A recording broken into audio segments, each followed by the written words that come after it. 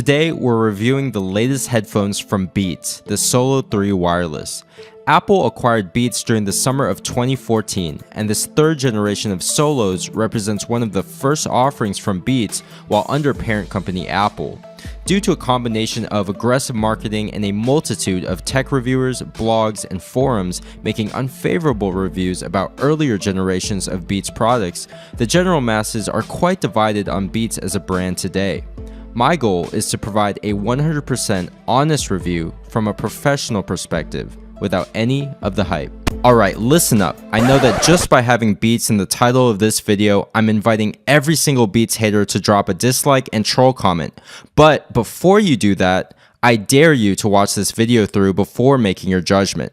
In fact, I double dog dare you, and if you can hold off on that, there's a prize at the end of this video. Anyways, back to what I was saying.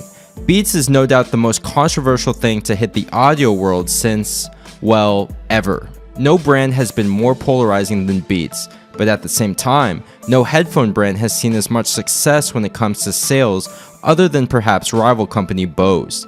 Now, this is a fact. Apple acquired Beats for $3.2 billion, which is just unheard of for a company built primarily from headphones. The problem that I see today is that too many people hate Beats just because someone on the internet said they suck. Well, as a quick history lesson, Beats was originally owned by parent company Monster, who is responsible for the first generation of Beats. I believe this first generation is truly what's responsible for all the present day hate, as those were hot garbage for lack of a better term. Now, the second generation of Beats is where things actually changed for the better.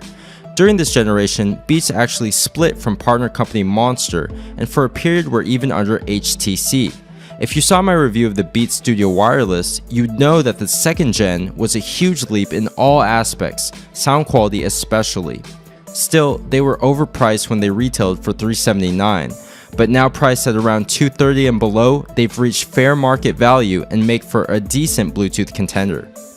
This all brings us now to the third generation of Beats headphones, and the first release under parent company Apple. Pay attention because this is where things get interesting. The Solo 3 Wireless retains much of the same exterior styling as the Solo 2. However, it's clear that Apple really upped these headphones in the technology department. Let's start with the W1 chip, which is a big deal because it's a new type of wireless connectivity that offers much improved battery life and wireless range, along with potential for higher streaming quality in the future as compared to plain old Bluetooth. Now, the W1 chip only works with fellow Apple devices, but it makes connectivity happen in a snap. You just turn Bluetooth on your Apple device, turn the headphones on, and the Solo 3s will pop up in an instant. Due to this W1 chip, battery life is rated at a whopping 40 hours, which is just fantastic. Most Bluetooth headphones today hover around the 20-hour range, so this effectively doubles that. One interesting idea is that the firmware of the Solo 3s can be updated in the future, and since the W1 chip is already in place, this offers the potential for even more improved streaming quality down the line. Now let's talk about price and where the Solo 3 sits in the headphone market. The Solo series is an on-ear headphone as opposed to over-ear, and by and large, most premium Bluetooth headphones are over-ear. We're talking about the Studio Wireless, Bose QC35, Sennheiser PXC550, Sony MDR1000X, etc. With that said, the Solo 3 doesn't compete with top-of-the-line over-ear headphones by design, but also when it comes to price. All four of those over-ear headphones retailed for an average of almost $400, and some still cost that today. The Solo 3s retailed for just under $300, but are already discounted over 25% to $219, which is the price I bought these for.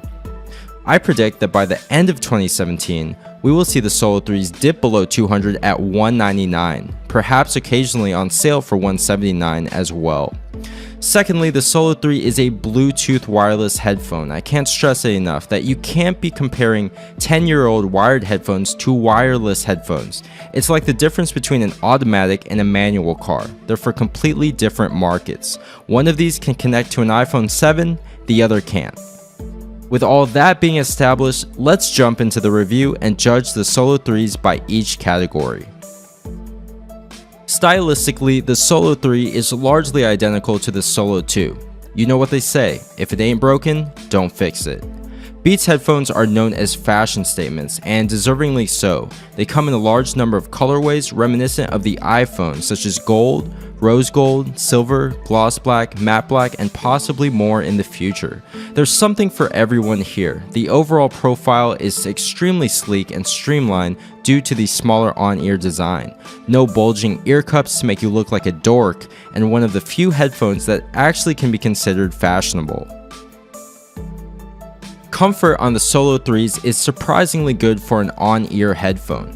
I myself much rather prefer over-ear headphones for comfort, but the Solo 3s impressed me with its lightweight and smaller footprint. There is a bit of clamping force and my ears do warm up after a short period of time. However, I can still wear these for about an hour or two without discomfort. One note, however, is that when I take them off after a long session, then my ears start to feel the pain. I guess I'd rather feel it with them off than when they're on, but it shows they're not perfect. Overall, comfort is decent for an on-ear headphone, but not as plush as some over-ears. Build quality has never been a strong point of Beats products, and the Solo 3s haven't really moved the needle in my opinion. They look and feel the same as the Solo 2s for the most part, but only time can tell if these will hold up. One positive is that I initially grilled the Beats Studio Wireless from the second generation for having extremely subpar build quality, but in their defense, here they are years later still holding up strong. I've worn these daily in the gym and thrown them around without the case, and the only wear is on the ear pads, which can be replaced. If this is any indication for how the Solo 3s will last, then I think it's about average. For peace of mind, these are backed by a 1-year limited warranty by parent company Apple. Okay, let's not beat around the bush. The most controversial and debated aspect of Beats headphones is always going to be sound quality.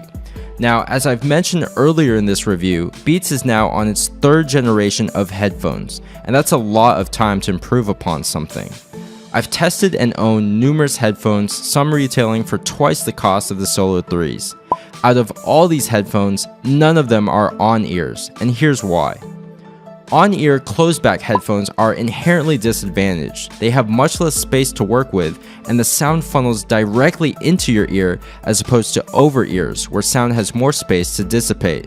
The result is usually an overly boomy headphone that lacks balance. Now, what Beats did with the Solo 3s is quite interesting. Knowing that the on-ear design would inherently be bass heavy, they used it to their advantage by really focusing on a punchy low end, but they made it real tight so it doesn't bleed into the mids, which can just result in pure muddiness like the first gen Beats. Next, instead of pulling the mids back, they actually boosted the mid response, which pushes the vocals forward and right up front in your face. Now, the one thing which Beats had to sacrifice is the treble region in favor of stronger mids and low end. When I first heard these, I was dissatisfied with the lack of bright, high-end detail, but I was impressed by the sheer power and fullness of the bass. What did surprise me was how the increased mids helped to add a lot of body to the vocals, and overall results in a very fun headphone to listen to. One advantage of rolled off highs is fatigue is virtually zero in these headphones, so you can turn up the volume and jam as loud as you want without really hurting your ears with piercing highs. Vocals are always loud and in your face, backed by a bass kick that could rattle your brain if loud enough. Soundstage is nothing to write home about, but for an on-ear closed-back headphone, it's much better than I expected it to be. Another benefactor of the Solo 3 is simply technology. With the new W1 chip and latest Bluetooth technology, headphones from previous generations like the Studio Wireless just don't have the same streaming quality. Think of it like this. Imagine watching something in 1080p versus 720p.